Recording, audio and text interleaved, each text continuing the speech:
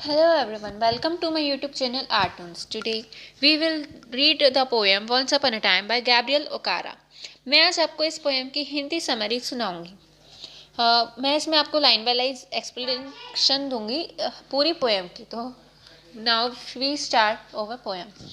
Once upon a time, son, they used to laugh with their hearts and laugh with their eyes, but now they only laugh with their teeth, while their eyes block cold eyes search behind my shadow. इसमें जो हमारे poet है Gabriel ओकारा, वो अपने बेटे से बात करते हुए कहते हैं कि वंस अपन ए टाइम, मतलब उसमें वो अफ्रीकन लोगों के बारे में बात करते हैं कि एक समय की बात है कि अफ्रीकन लोग अपने दिल से खुश होते थे। जब वो हंसते थे तो पूरी फीलिंग के साथ हंसते थे और अब उनकी आंखों में भी हंसी दिखाई देती थी, वो खुशी दिखाई देती थी, जो वो हंसते टाइम उनके मन में खुशी होती थी। But now they laugh with their teeth. लेकिन आजकल क्या होता है, आजकल वो सिर्फ अपने दांतों से हंसते हैं, वो सिर्फ दिखावे के लिए हंसते हैं, वो अब दिल से नहीं हंसते हैं। उनकी आंखों में वो खुशी नहीं होती है, उनकी आंखों में वो हंसी नहीं होती है जो कि पहले होती थी। अब वो सिर्फ फेस टू फेस दिखावे के लिए हंसते हैं। And now we begin the second para. There was a time indeed they used to shake hands with their hearts, but that's gone, son. Now they shake hands without hearts, while their left hands search in my empty pockets. एक time था, लेकिन अब वो time चला गया। पहले के time में वो लोग जब शेक हैंड भी करते थे तो तहे दिल से शेक हैंड करते थे, पूरी खुशी के साथ शेक हैंड करते थे, पूरी फीलिंग के साथ शेक हैंड करते थे। लेकिन अब वो टाइम चला गया बेटा। अब वो शेक हैंड भी करते हैं तो बिना दिल के करते हैं, सिर्फ दिखावे के लिए करते हैं। और उनका जो दूसरा हाथ होता है वो सिर्फ मेरी पॉकेट्स की तरफ होता है, वो सिर्फ दिखावे के लिए खुश होते हैं। क्यों? क्योंकि अगर कोई अमीर लोग हो, जिसके पास पैसा हो, तो वो उसका वेलकम अच्छे से करते हैं, लेकिन जिसके पास कुछ नहीं होता उसका तो वो वैसा वेलकम भी नहीं करते जो वो दिखावे के लिए आजकल करने लगे हैं।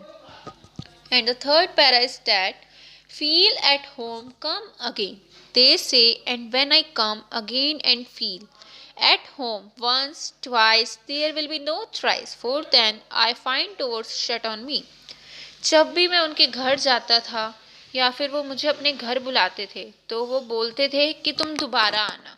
एक बार ऐसा होता, लेकिन जब मैं दूसरी बार जाता तो वो तिबारा आने को कहते ही नहीं थे। और जहाँ तक मुझे लगता है, अगर मैं तिबारा जाने की उनके घर पे कोशिश भी करूँ तो वो मेरे मुंह पे ही अपने घर के दरवाजे बंद कर देंगे। मतलब ये है कि वो अफ्रीकन लोग जो थे वो पहले के टाइम में इतना अच्छा वेलकम करते थे कि वो दिल से खुश होते थे। उनका वेलकम इतना अच्छा होता था कि जब जैसा नहीं होता। Fourth para is, so I have learned many things, son. I have learned to wear many faces, like dresses: home face, office face, street face, host face, cocktail face, with all their conforming smiles, like a fixed portrait smile. अब क्या होता है, मैंने भी सीख लिया है बेटा कैसे अलग अलग चेहरे अपने पास रखने होते हैं। जैसे हम ड्रेसेस को अपने पास रखते हैं अलग अलग तरीके की, जैसे घर पे रहते टाइम ड्रेस अलग होती है हमारी, ऑफिस में ड्रेस अलग होती है, गली में बाहर जब हम जाते हैं तो हमारी ड्रेस अलग होती है, कॉकटेल पार्टीज़ में हमारी ड्रेस अलग होती है। ऐसे में मैंने भी सीख लिया है कि मुझे कैसे अलग अलग फेसेस अपने पास रखने हैं, जैसे कि अफ्रीकन पीपल ने सीख लिए हैं। उन जो अफ्रीकन पीपल होते हैं वो वैसे कुछ होते हैं, पीठ पीछे उनका जो नेचर होता है वो अलग होता है, और फेस टू फेस वो ये दिखाते हैं कि कितने खुश हैं। ऐसे में गैब्रियल ओकारा जो हमारे पोएट है, उन्होंने भी सीख लिया है कि किसके साथ कैसे बिहेव करना है, कैसी सिचुएशन में कैसा फेस हमें रखना है। पूरे टाइम हंसते हुए दिखाना है, बेशक हमें हंसने का मूड नहीं हो। उन्होंने भी ये सब सीख लिया है कि कैसे घर पे अलग फेस रखना है, ऑफिस में अलग फेस रखना है, स्ट्रीट में अलग फेस रखना है, कॉकटेल में अलग फेस रखना है। और तो और उन्होंने हर टाइम स्माइल करना भी सीख लिया है with a fix portrait smile. मतलब कि उन्होंने ये सोच लिया है कि जब नहीं हंसना हो तो भी वो हंस के दिखाएंगे। मतलब उनका मेन बेसिक मतलब ये है कि जब उन्हें हंसी नहीं आ रही होगी, उन्हें खुशी नहीं हो रही होगी, लेकिन खुश होना होगा तो भी वो खुद को खुश दिखाएंगे। And my second para is, and I have learned to laugh with only my teeth and shake hands without my heart. I have also learned to say goodbye when I mean good riddance, to say glad to meet you without being glad, and to say it's been nice talking to you after being bored. Even Gabriel Okara अब आगे ये कहते हैं कि उन्होंने हंसना भी सीख लिया है अपने दांतों से, मतलब दिखावे के लिए लाफिंग करनी शुरू कर दी है। और तो और वो जब शेक हैंड करते हैं तो वो भी अब दिल से नहीं करते हैं। क्यों? क्योंकि जब सामने वाला ही उनके साथ ऐसा बिहेव करता है तो उनका भी मन नहीं करता है कि वो सामने वाले पर्सन के साथ दिल से शुक्रिया अदा करे, दिल से हाथ मिलाएं, दिल से खुश रहें। नहीं, इवन वो क्या करते हैं, उन्होंने ये भी सीख लिया कि अगर किसी को गुड बाय कहना हो ज़बरदस्ती के उसमें, तो भी वो उन्होंने सीख लिया है। अगर किसी को वो गुड बाय बोलते हैं लेकिन उनका मेन मतलब उस टाइम यूँ होता है कि अच्छा हुआ गया, इसमें गुड रिडेंस का मतलब है कि अच्छा हुआ पीछा छूटा। ऐसी सिचुएशन में भी उन्होंने गुड बाय कहना सीख लिया है और अफ्रीकन लोगों की तरह।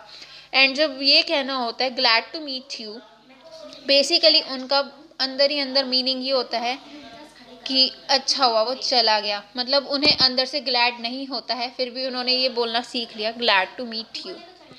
और तो और जब वो उन्होंने ये भी बोलना सीख लिया nights talking to you, even कि वो बोर भी हो रहे थे उस इंसान से बोलते हुए, मतलब बातें करते हुए वो उस इंसान से बोर हो रहे थे, तो भी उन्होंने ये सीख लिया नाइस टॉकिंग टू यू।